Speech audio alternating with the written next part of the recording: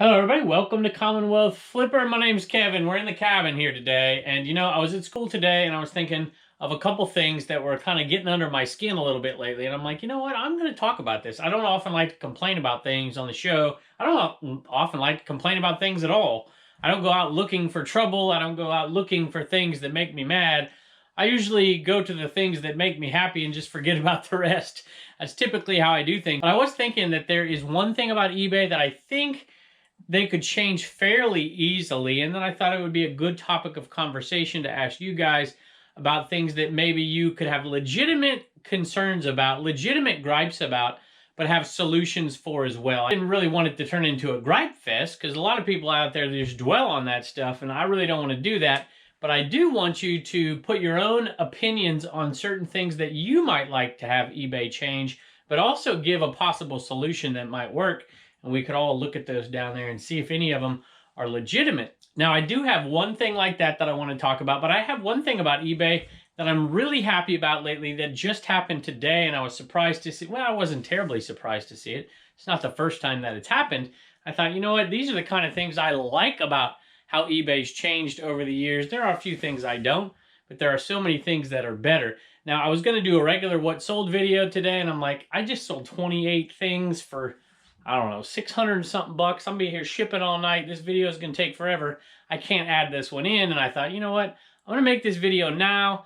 I'm gonna go on a little bit of a break and take a week or two off here, maybe a week in October, and you're gonna see this video then, which is actually now for you. So at any rate, that's what we're gonna do right here. And I just want to say thanks for joining us. And we're gonna take a look at those issues today and probably nothing that sold.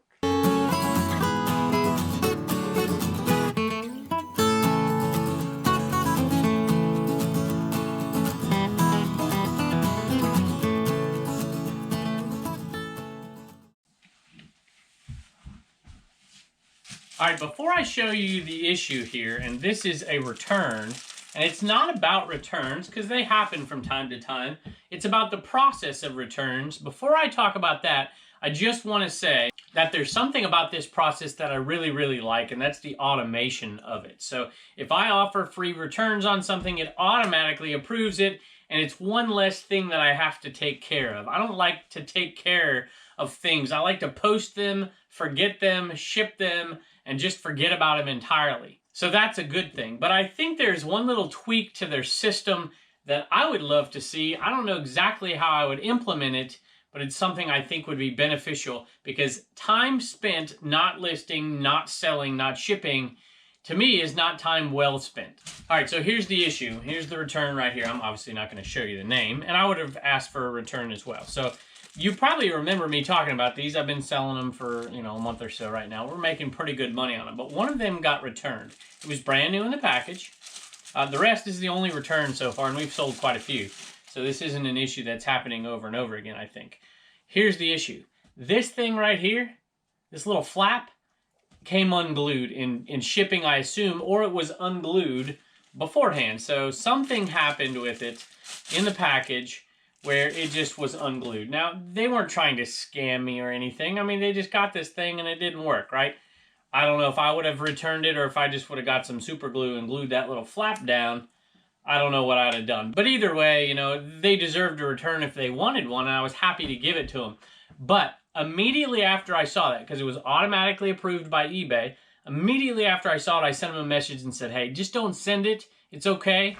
Normally, I require people to send back their items that they want to return just because I think it's good practice over time. If nobody required anybody to send anything back, it would give carte blanche to a lot of the scammers out there, and they would just abuse that system even more than they're abusing it already. So I usually do require people ship things back. However, if there's a legitimate mistake that is zero chance, there's zero chance that this person was trying to scam anything. They didn't want to keep the item. This is not the kind of item you scam people on. It's just too low priced. So this is the kind of thing I'm like, I don't want this thing back. It's going to cost more to ship it back to me than I originally paid for it. And we're only selling these things for I don't even know what we're selling for, 12 bucks or something. So we're not selling them for a ton of money. So I sent them the message, and apparently they never got it because they used the free label and they shipped it back anyways, and I never heard a response. Now, this particular buyer here had very, very few feedback. So they were new to eBay. and they were just going through the process, which is a little unfortunate actually, to have a new buyer have a problem with an item. And I'm like, hey, just don't even bother shipping it back. Don't waste any more of your time. I'm going to give you the refund and you can chuck it. The item got sent back anyways, which means that I paid for that return shipping. I'm thinking that there should be some way for the seller to go on there and to be able, if the item hasn't been shipped back already, if the label hasn't been printed off and they haven't shipped it off already, is to just go on there and click, hey, don't ship it back, but not go through the buyer, but go through eBay, and so that the buyer gets to the system and they go to print that shipping label and eBay sends them a message that the seller doesn't want the item back. I don't know. I don't think that would be a big change to the system, but I think it would save me a little bit of time and a little bit of trouble. So now the question is, what am I going to do with it? Am I going to find some glue and glue it back together? Probably not.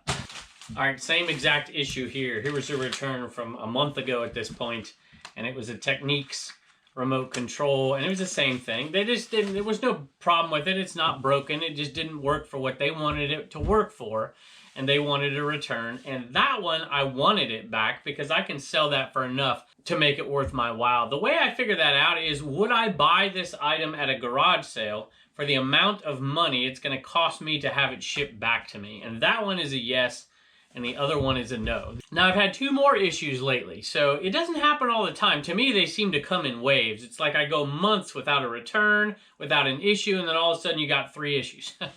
So here's the issue that I want to discuss and get your feedback on. One I think was really interesting, and I really love the way eBay handled this. And typically they do handle it exactly the way I'm going to describe to you. There was an item that I sold. It was a Farrah Fawcett poster, and it was shipped to Canada. And I don't even know what we got, $40 plus shipping or something like that. And the person messaged me like 2 months later saying, hey, this thing never showed up. And I'm like, So I went and I checked the tracking, and it went through, I think this one went through global shipping. Matter of fact, I know it did. And it went through global shipping. Global shipping, I shipped it the next day. Global shipping shipped it off to Canada, and it got to Canadian Post. Canada Post, I think is what it's called. Is that what it's called, you Canadians up there? And they said that they had it. And so there were days and days and days. Basically, long story short, is Canada Post lost the item. So the buyer sent me a message and said, hey, I'd like a refund. The thing never showed up. I'm like, well, you know, I sent it to Global Shipping, and Global Shipping sent it on. It's in Canada. Canada lost the thing. Canada Post lost the thing. And he asked me to call Canada Post and to try to figure it out. I'm like, listen, that's not going to happen. It's not going to work. And I sent him a message. I'm like, here's the tracking. I sent him a picture of where it's been. I'm like, you need to contact them. He contacted them, and they said it was lost. I'm like, oh, geez. So he opens a case with eBay and asks me to pay him his money back. So eBay made, in my opinion, the right decision. And in these cases where it's not my fault, it's not the buyer's fault, eBay more often than not has done what I think is the right thing here and given the person a refund and not charged me. So I got the profit from the item, and the buyer did not have to pay for an item that they didn't get. I think that's awesome. I think eBay deserves a thumbs up for that one, and I like to give them credit where credit is due. You know, I make a lot of money for eBay, and for them to do that once, maybe twice a year in those situations, I think goes a long way, in my opinion. And I think it does out there for just about every reseller. But I would say for those who don't do a ton of volume, you know, that kind of thing can get pretty demoralizing. If you sell 5 things a month and one of them is an issue like that, what a pain in the butt. All right, I'm gonna change your direction for just a second so you don't get bored here. So the very last thing is something that's still kind of in the works. And this is an item, it's a micro machine that I shipped to Japan, and I shipped it myself. I did it through Pirate Ship. Excuse me, it wasn't Japan, it was Hong Kong. And it went through Pirate Ship all the way over there, and I saw the tracking and all. Well, I didn't ever pay attention to it till the person complained. Now, mind you, it's been like 80 days since this thing got shipped over there. And the person sent a message, sent an email, and they're like, hey, actually it wasn't an email, they sent a message and they said, hey, this thing never arrived, I'd like a refund. And I sent them the tracking number, and it showed where it got. I think it went up to Queens, New York, Jamaica, New York, and then it went over, and it finally got to Hong Kong, and it showed multiple attempts to deliver. So attempt to deliver, denied, attempt to deliver, not denied, but it was couldn't deliver. I can't remember exactly what the terminology was.